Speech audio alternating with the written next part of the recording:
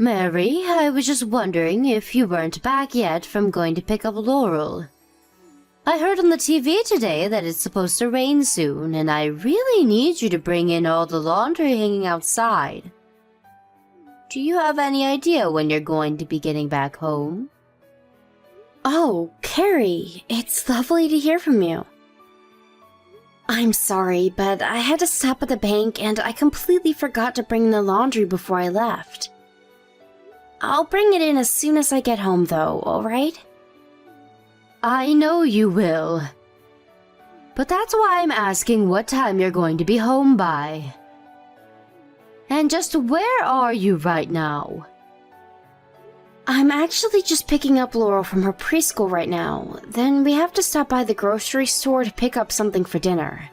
So, if I had to guess, it would probably be about another hour and a half or so. You're not going to be here until 3:30? But it's practically going to be dark by then. You need to hurry up and get home as fast as you can, Mary. The laundry is not going to take care of itself. Right, yeah, sorry about that, Carrie. By the way, you're done with your period for the month, aren't you? Yes. It finished just the other day, if you really must know. Good, then you don't have any excuse to be lazing around the house anymore and complaining so much. Anyways, I guess that means that I can count on you giving me a second grandchild in the next year, yes? Carrie, we've talked about this before, remember? I'm going to be the one that will carry my second child, so please, just let me worry about the timing of when to get pregnant, okay? But Laurel is already 4 years old. You really do need to get on having a second child as soon as possible. Unless this is your way of trying to keep kicking the can down the line so that you don't give me a second grandchild. That's not what's going on at all. All I'm asking is for me to have time to worry about that when I'm ready for it, okay? It's not a matter of waiting until you feel like it. That could take forever. The second you even think that you might be ready for it, it's the time to dive in. I mean, you don't want a huge age gap between your kids, do you? How are they supposed to get along if they're at completely different stages of their youth? You really need to think more carefully about these things. And you really need to think about having a second child soon, since Laurel is just a girl. Sorry, what is the problem you have with Laurel being a girl, Carrie? You mean you really can't figure it out for yourself? What is my family supposed to do if the youngest heir is a girl? We need a boy to pass down my family name and take over all our affairs as everyone gets older. You really think I would trust any of that to a girl? Don't be absurd. Okay, I guess I can understand where you're coming from with that. But you do realize that even if I do get pregnant with a second child, there is no way to guarantee whether it'll be a boy or a girl, right? And that's why I'm telling you that you need to start getting pregnant now. You have to start early so that you can keep trying again and again until you finally give me a grandson. I'm not going to keep having kids until I have a boy just to make you happy, Carrie. Now you listen to me, young lady. A woman who can't give her husband or mother-in-law a boy is basically useless. Honestly, I'm surprised that you haven't been divorced for not wanting to get pregnant again. Back in my day, men were leaving their women all the time because they couldn't give them the sons they wanted. So I would appreciate it if you could swallow your pride and give your husband and his family what they want. Well, maybe that was how things went back then, but the times have changed a lot. And if you must know, Daniel and I are very happy with our little Laurel. You really must have some nerve talking to your own mother-in-law like that. Someone really ought to teach you some respect. Anyways, just hurry up and get pregnant already. That really should be the least that you can do for your family. Don't go patting yourself on the back just because you shut out some useless girl. I want a grandson, and I want one now, understand?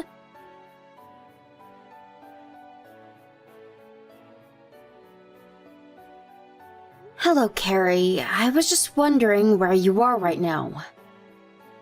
I'm grabbing a little coffee by the City Met station, if you must know. Then after this, I was going to the movies to see something with a friend of mine. Right, but Laurel is crying a lot right now. And what makes you think that that's my problem, huh? Well, she's telling me that you were saying some horrible things to her and being mean. Did you say something to her while I was busy cleaning the house today? Oh, I don't know.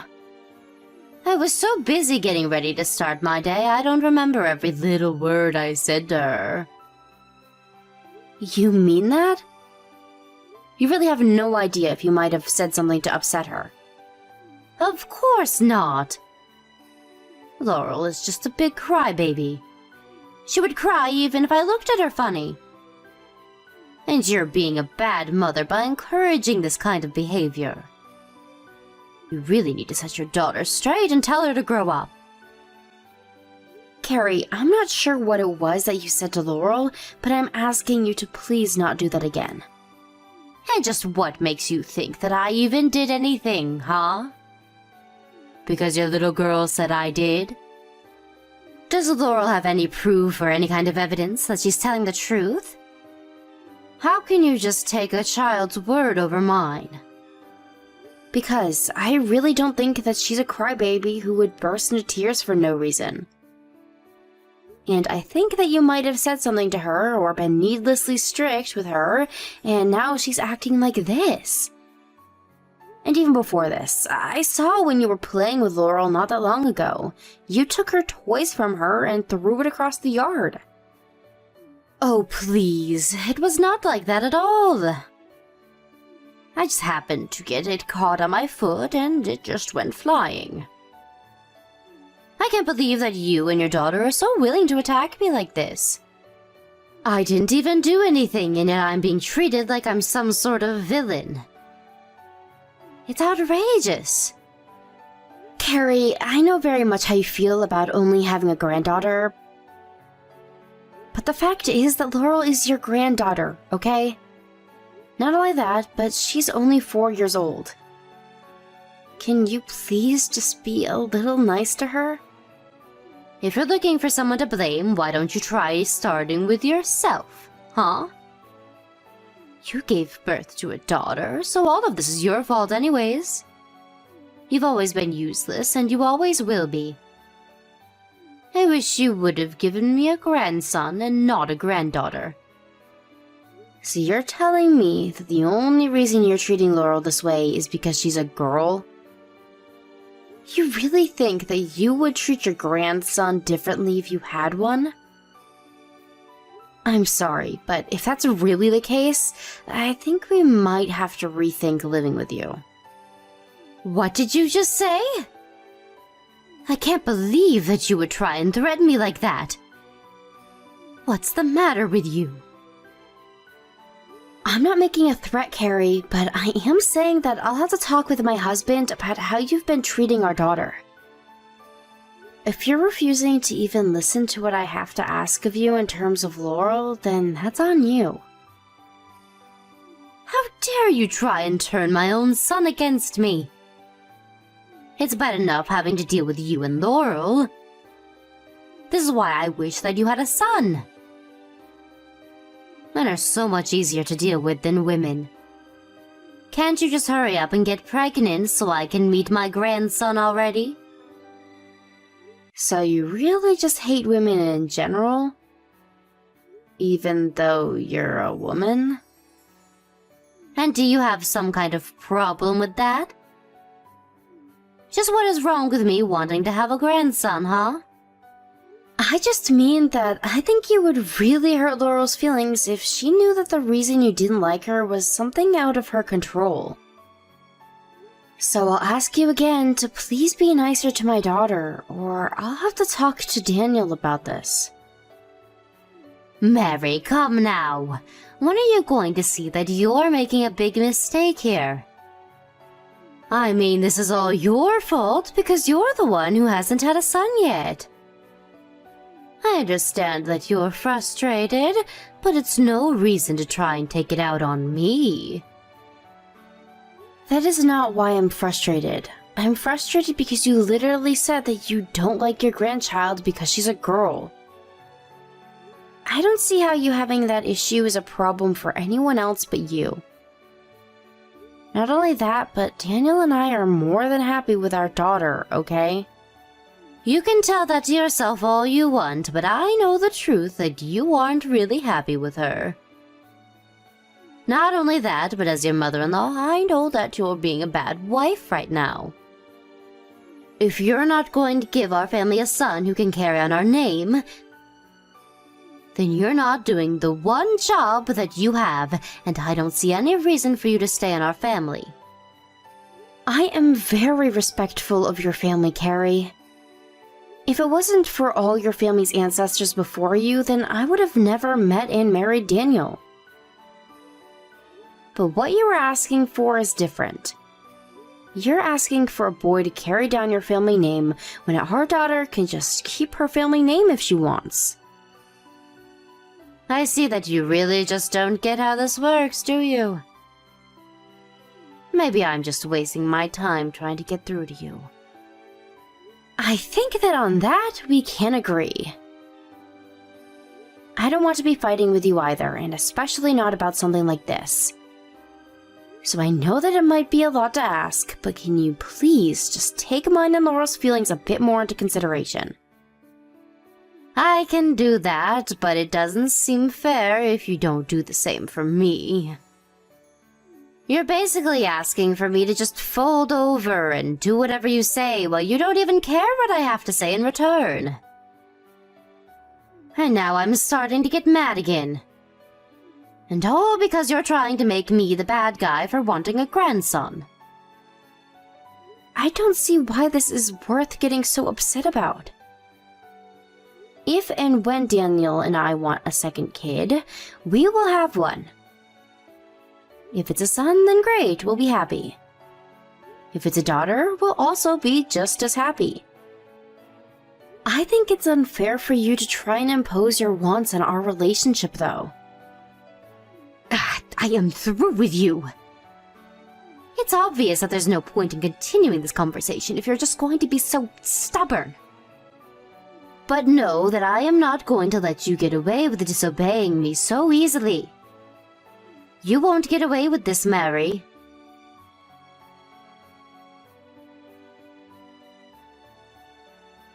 Hey there, Carrie. I was just wondering where you are right now.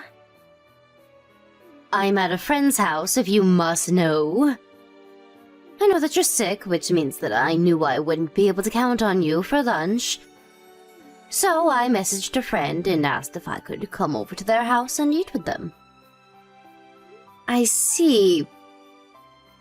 But do you know where Laurel is? I can't seem to find her anywhere. I was just wondering if you didn't take her to your friend's house while I was in bed sick. No, I didn't take her with me. What would even make you think that? In fact, now that you mention it, I think she just ran off all by herself. I guess she finally understood that nobody wanted her anymore and she left all on her own. What do you mean she left? Like she ran away from home or something? That's right, she just ran off. Hopefully never to come back. Carrie, what is the matter with you? This is a 4-year-old girl that we're talking about here. What if something happens to her? Don't tell me that you're really going to try and blame me for this too, are you? It's not my fault that your daughter chose to run off by herself. And you were the one in bed and not watching her. Can you please just tell me which way she went? Did she say if she was going anywhere? Just what makes you think that I would know any of that, Mary? Carrie, you tell me where my daughter is right this second. I am serious. If you were really worried, you wouldn't be wasting your time messaging me. Why don't you go to the police and report your missing daughter? I'm sure it would be faster and more productive than this. Although I don't really care whether or not you find her anyway.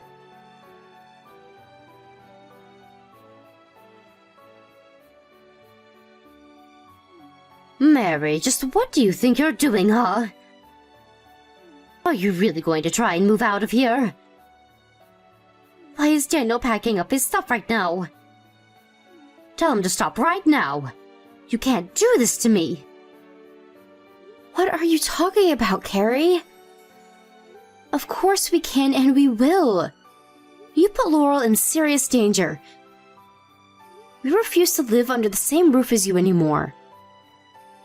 But I told you that Laurel was the one that ran off all by herself. I didn't even do anything. Why are you always blaming me for all of your problems? I heard it all from Laurel herself, Carrie. She told me that you told her that nobody loved her or wanted her, and that she should just leave. How could you say that to a child? I seriously can't believe that you would do something like that. It's just so horrible. She told you I said that? Well, does she have any proof that I did? She doesn't need any kind of proof, because both of her parents believe her. You mean that you're really going to take the word of a 4-year-old over your own mother-in-law? Have you both lost your minds? Even if Laurel was lying about this, there is plenty of past incidents with you to back up what she's saying. And besides, you're still responsible for not even trying to stop her from running away. I am telling you that this isn't my fault. You can't just blame me like this. You're really going to pin this on me because your daughter snuck away? What about you? You really think that having a fever and staying in bed isn't just an excuse either? I accept responsibility for not keeping a better eye on her while I was sick. But I also know that Laurel isn't tall enough to unlock all the locks on the door to our house. Especially the chain at the very top, which had no reason to be undone. So all that means is that someone must have undone it for her before she left. And you're saying that's me? You can't just accuse people of something that you have no proof for. Besides, maybe I was already gone by the time she ran away.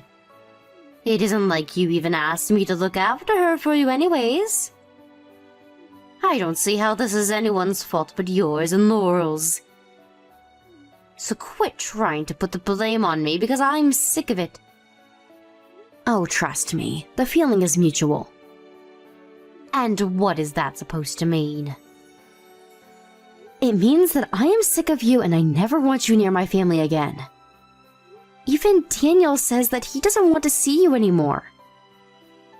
So consider this our way of cutting you out of our lives forever.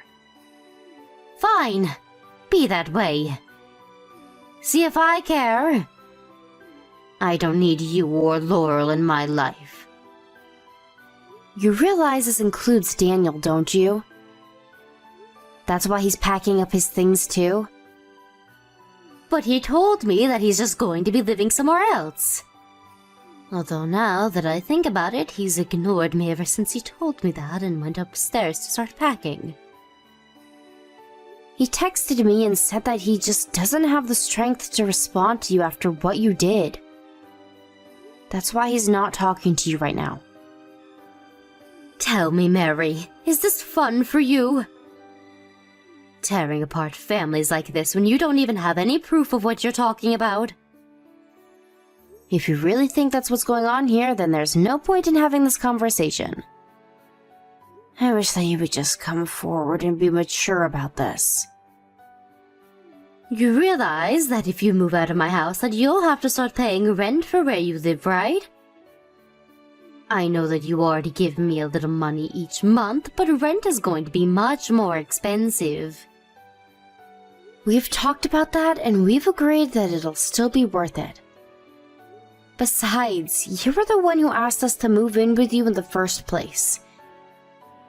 You said that the house was too big for one person and that you were lonely.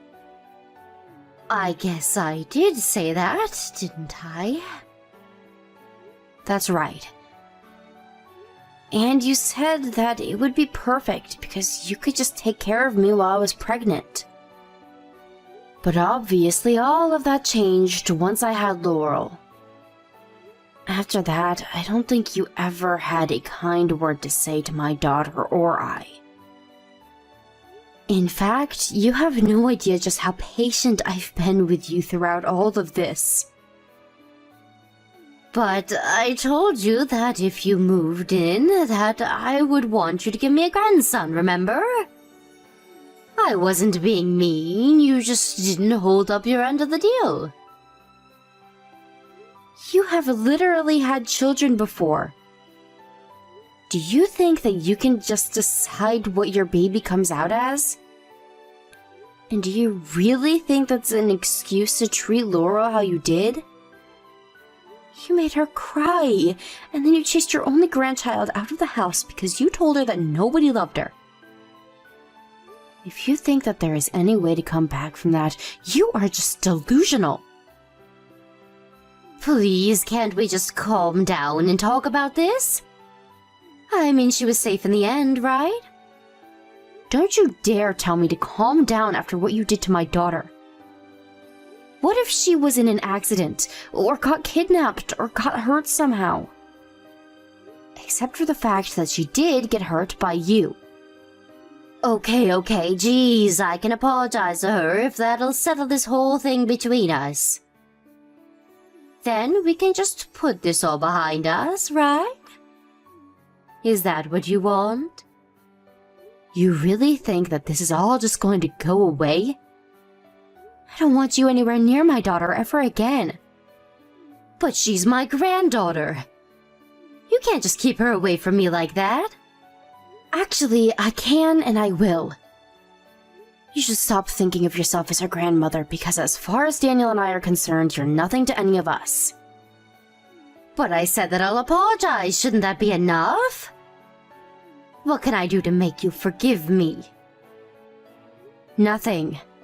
I am never going to forgive you, and that's why we're moving out. The only regret I have is that we didn't do this sooner. But how are you going to find a place to live on such short notice? You can't just move out in a day. Nobody can do that. Please, you don't have to do this. Thankfully, you don't have to worry about that. That's for Daniel and I to figure out. I don't see any reason why I need to explain anything more to you. I'm so sorry. I didn't want things to go this way. It's way too late to try and apologize for what you've done now. Surely there must be something I can do to set this right, though, right? No, you've already done enough, thank you very much. If you really want to do good by us and by Laurel, you can leave us alone and never talk to us again.